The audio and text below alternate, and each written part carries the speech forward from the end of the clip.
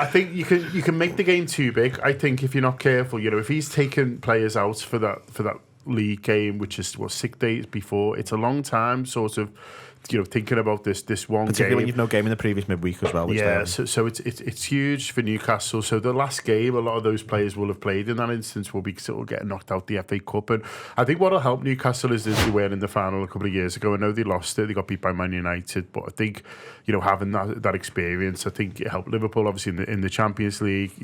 Just being around there the day before, and I think the players know it's big, so I think for a manager, you don't need to make it sort of bigger than it already is, especially with, like Phil says, Newcastle, this long history. Whoever wins the trophy at Newcastle, it's going to be an absolutely huge thing for the fans, and they'll go down in history. We might say, it's just the Carabao Cup, but other clubs have got other realities and situations. If they can win, that'll be massive. So you almost don't want to make it bigger, because if it for them, it's this huge occasion, it's this big massive thing, and they've been wrapped in cotton wool for 2 weeks. Then Liverpool just turn up like any other game. Like I think Liverpool are in a better position. I always remember me and Andy went to see Gillan Balaguer just before the final in Paris, and he'd spent times with Liverpool and Real Madrid, and spent both time in both camps. I think they call them camps once you get to a Champions League final. I don't think we've got camps for the Carabao. I don't think it's not a big enough game. But it needs to be 3 days. I think there needs to be a 3-day build-up. He spent times, and to be fair, Gillan was like, I can't call it. He said he thought it was 50-50, but he said it's interesting. You go to Liverpool and it's all like the final. He said you go to Real Madrid and they're all playing cards.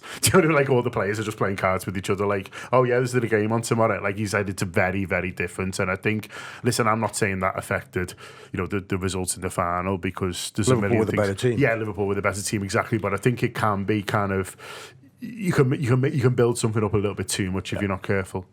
On just going back to when you talked about how big it is for Newcastle, have you seen over the last sort of 35 years how many of these days we've ruined in cup finals? Is that right? Well, we played 92, we played Sunderland, who were in the top division at the time.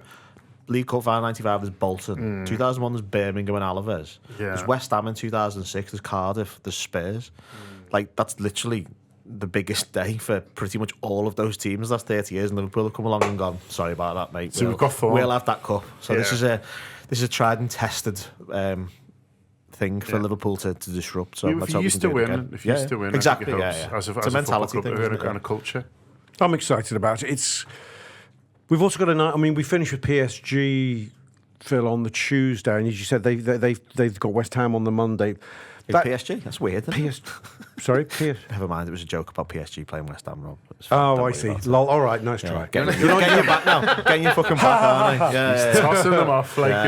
Come on. Throwing you off your stride now. Let's be sensible. Well, it's when the draw came out for the European Cup, I thought.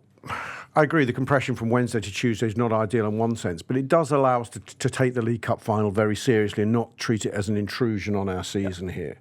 Yeah, I think the game in the middle helped as well. Like if we were playing, if we were playing Manchester City in the middle, the Tuesday would be the Wednesday, Tuesday. Almost would be anyone but an Southampton. Absolute pain in the arse. But once you're getting, ultimately, you can't use that as an excuse if you fail to get 3 points off Southampton. If you fail to get 3 points off Southampton, you've got a serious problem, and there's something that needs looking into that isn't, well, we played in Paris on Wednesday and we're playing Paris again on Tuesday. That's just not a thing. So it worked in our favour for that. It gives us the 5-day break before that, and then it's an international break, and it gives Liverpool a real opportunity to sort of, the players will get a day off, maybe 2.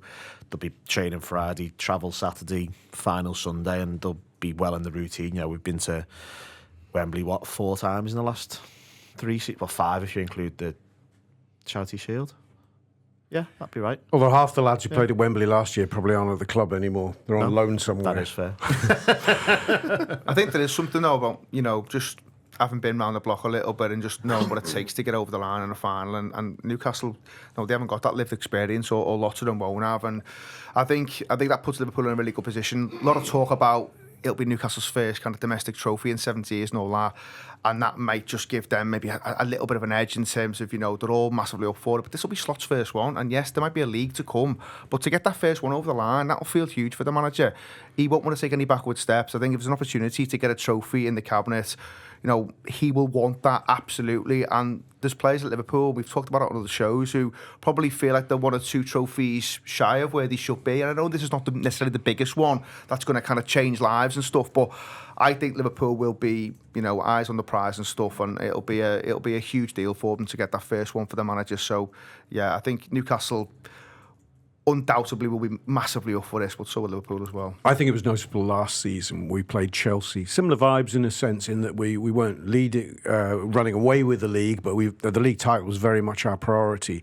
But we rocked up in Wembley, and you could just see from Virgil van Dijk's demeanour that he wanted to win that trophy as if it was the World Cup final itself. And and as it proved, he scores the winner.